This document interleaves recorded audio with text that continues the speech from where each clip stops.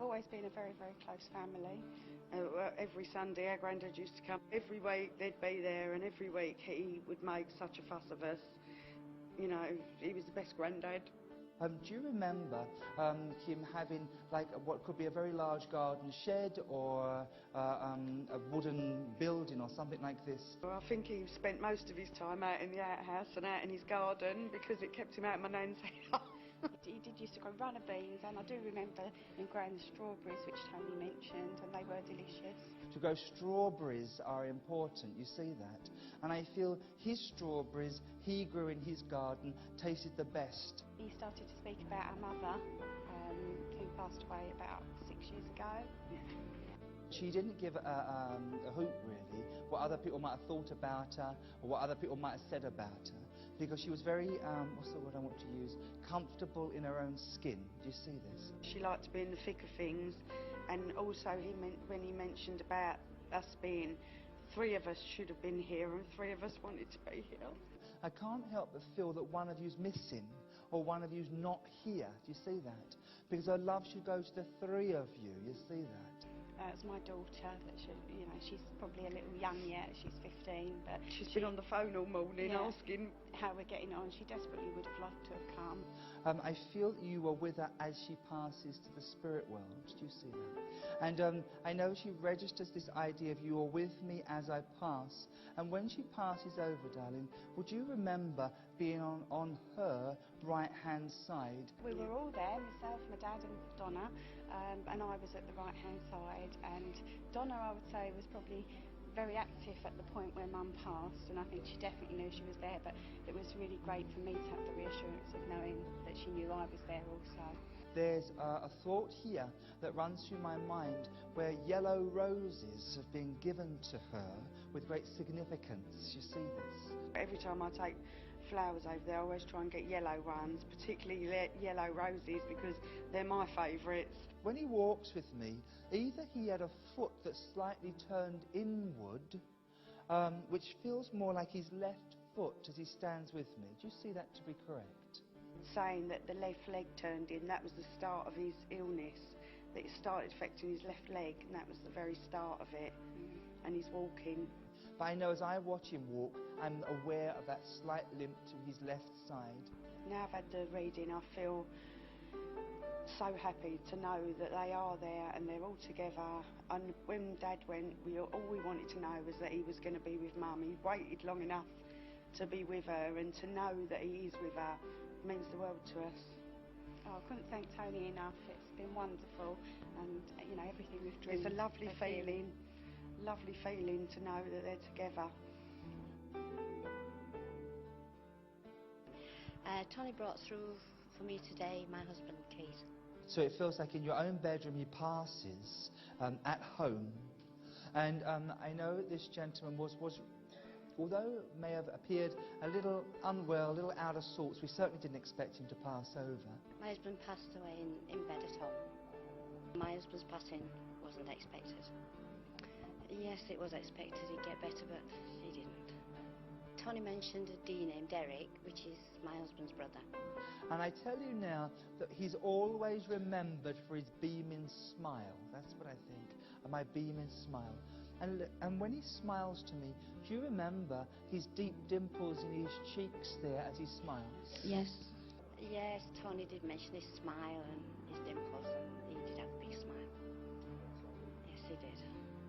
Tony asked us about the dancing, and we used to do Latin, American and ballroom. I know that he can dance, this man, but I feel that he wants to jive with you as well.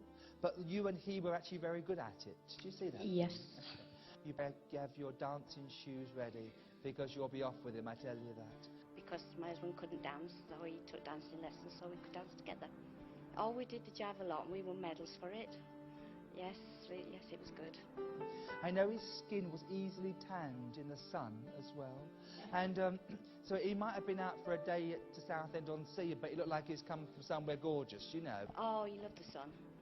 Yes, Tony asked us about his tan, and any bit of sun, he was there. There should be a Keith.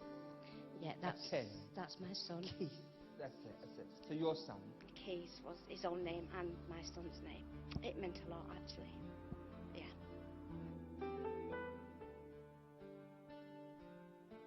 Tony brought a lady through called Doreen, who was more or less like my nan. And would you know that I'm in my early 60s with her when she passes? Yep. And do you see how her husband is alive in the world when she passes also? You Yes. see that? Doreen was around 62 when she died. Yes, Doreen was survived by a husband called Eric, who I'm still in contact with. You should remember her having a beautiful home, darling, in the lifetime, or a very clean, immaculate space that she lived in. Do you know? You see that for me. Because I feel it's like, I say a show home, but to her it's as a show home. Doreen liked to keep her house very tidy and very clean, and her husband Eric still carried on that. Do you know, I believe that our Doreen had known that she was poorly and before anybody else had. I think that she did know for a long time before she told anyone that she was ill, or even before she would go to the doctors. To my family and to my friends, it feels like my illness was short and fast and rapid. Do you see that for me there? Yes, it was all over within about 3 months from the diagnosis. Yeah, the couple spent a lot of time in their conservatory. Do you remember her having white conservatory furnishings or white wicker chair? When I sit down, it makes a creaky noise. You see this? The furniture is still there. She had a white patio set. I don't know, but I will be asking Eric about the furniture as to whether it still creaks or not. Have you thought recently of working for a hospice or wanting to volunteer for other people that are poorly? I do voluntary work for a hospital. Already? Yeah. Do you really? Yeah. Oh, that's quite good then, wasn't it? Well done. Yes, I do a lot of voluntary work for Patford Hospital. I'm actually a patient myself. So. She doesn't do anything other than blow you a kiss. Doreen never kissed anybody on the cheek or anything like that. She would always blow a kiss. I do believe that there is an afterlife. She made this for me. Quite a pretty one, and I felt, you know, that she might come to me if I had that. I'm not sure, something glistens on your top there, it could be a brooch or something just here, but that draws the spirit world's attention. I have a problem at the moment, it's affecting my leg. She knows that you've been suffering with your knees or your legs just recently. You know, I need to go to the midpoint of August here that I know is important to me. 12th of August was her son's birthday. Yeah, he was 7 while she was in hospital. But there was also like a misdiagnosis in her condition to begin with. So when I'm unwell, they didn't spot it. When I'm unwell, they didn't know it. When I'm unwell, there was time wasted and this kind of thing. Is it okay? And it feels to me a good 6 and 8 months down the line. She was on holiday and felt unwell. Went to a local medical centre and they took her word for it and prescribed antibiotics. When she came home, it hadn't cleared, so she went to her own doctor. She saw that she was swelling in the tummy and sent her straight to the hospital.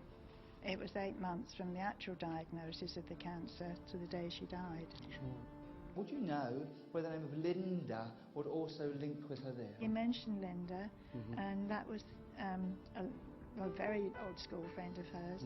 She was her bridesmaid, her chief bridesmaid. We've wanted to go to see somebody, but I wanted to talk to her, but I knew I'd get upset.